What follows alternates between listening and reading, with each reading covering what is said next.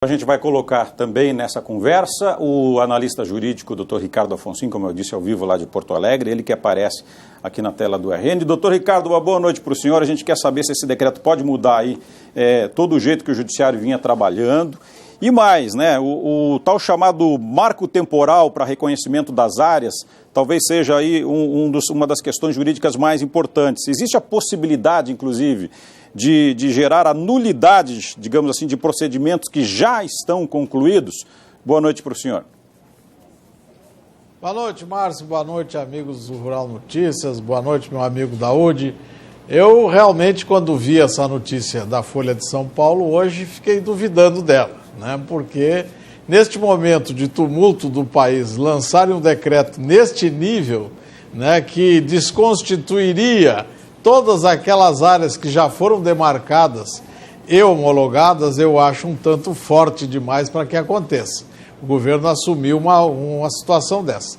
Eu entendo, como já disse o Daúde, como disse o deputado Luiz Carlos Reis, o Supremo Tribunal Federal já se pronunciou sobre isso com clareza. A questão do marco temporal, que até então não tínhamos, era a grande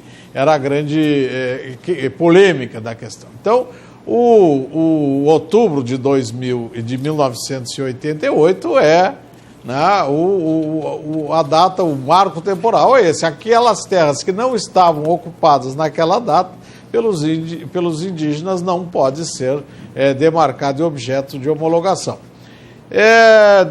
Desconstituir hoje vai ser uma situação tanto complexa, mas vai depender aí de ações que venham ser tomadas nesse sentido. O certo é que este assunto, né, de muito tempo se fala aqui, terras que ocuparam cidades inteiras. Nós tivemos até uma situação aqui que uma vez foi homologada uma área que tomava toda a cidade de Criciúma, no Santa Catarina, outra lá no Ceará, áreas de estradas e outras coisas mais, coisas malucas aí estão sendo gestadas nesse sentido e algumas até tentaram implementar. Áreas em que os proprietários, as pessoas que estão naquelas áreas, têm título legítimo inscrito no registro de imóveis das suas cidades.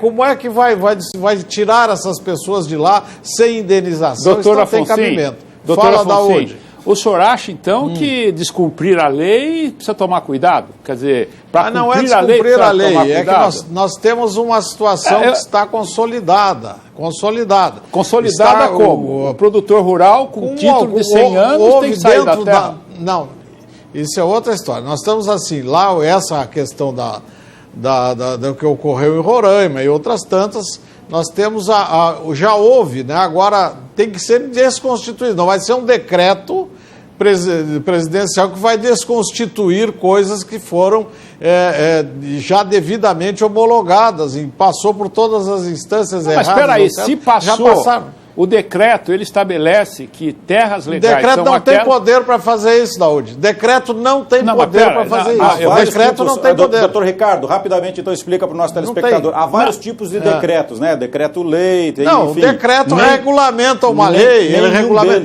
Nenhum deles tem o poder para mudar. É isso, Por decreto não vai desconstituir o que já foi feito, não tem dúvida. Mas o que se foi feito fora da lei? E se foi feito fora da lei? Tem que ter uma outra lei que diga ou estabeleça outras condições. Mas tem que ter uma decisão judicial. Isso. O Supremo já não definiu. Em relação àquele assunto. Em relação àquele assunto, o Supremo... outros casos também.